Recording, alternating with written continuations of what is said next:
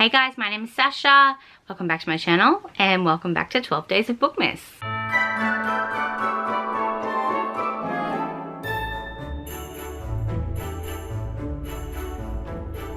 So for today's video, I thought I would tell you all the books that I've read between my last wrap up to my recent wrap up. I don't know if you're aware, but I took a break from BookTube. It was just, I don't know. Life just got in the way. So the last wrap up I did was in January, and then I did an October wrap up. So basically all the books that I read from February to September are the ones that I'm going to be telling you about today. I'm not going to be doing any like reviews or anything because that would just take forever. I think it was about 35 books I read in those months. So without further ado, let me go to Goodreads and let's talk about these books. Without Merit by Colleen Hoover, I rated it 2 stars. Daddy Crush by Adriana Anders, I rated it 4 stars.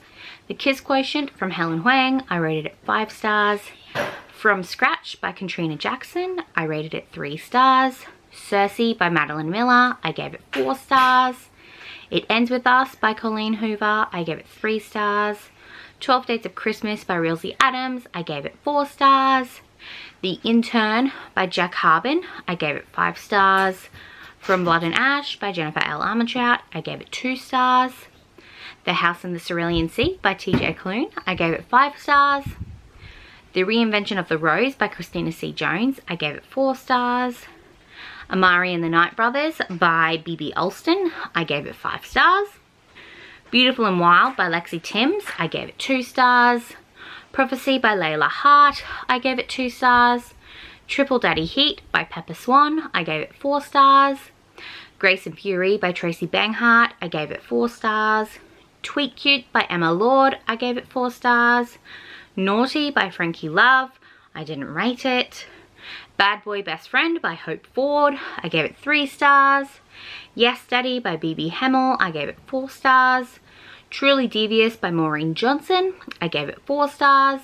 Grown by Tiffany D. Jackson, I gave it 5 stars. Of Thorns and Beauty by Elle Madison and Robin D. Marl, I gave it 4 stars. Love is a Revolution by Renee Watson, I gave it 4 stars.